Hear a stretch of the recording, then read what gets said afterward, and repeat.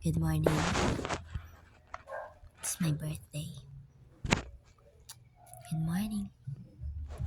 I'm 22. Well, sa 10 pa talaga. Pero, 6 talaga ako pinanganak eh. 10 lang ako narehistro.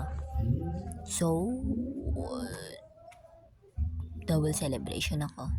So, why not? It's my own birthday.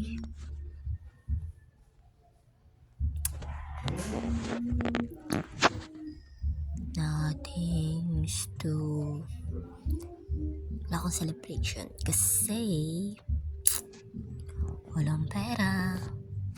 But hi, it's my day in life.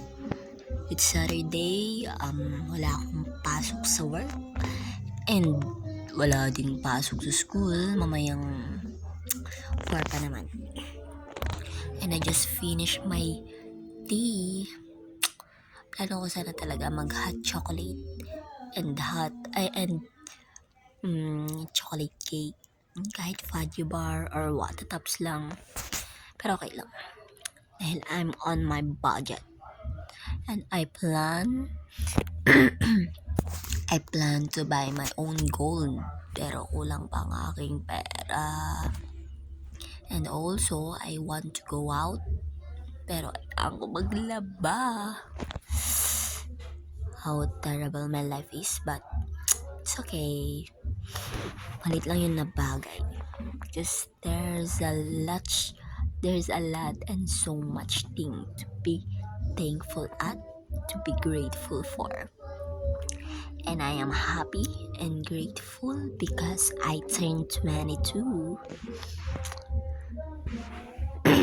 Still living, still thriving, still learning.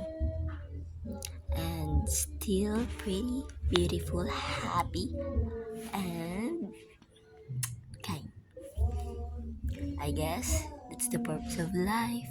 To be kind, to be grateful at everything, every little thing, and to explore more things. So hi, it's my mini vlog. Ano yan? Dahil ako ay naghiwa ng itlog ng maalat kagabi. At yun ang inulam namin. So, hi. I guess, another day.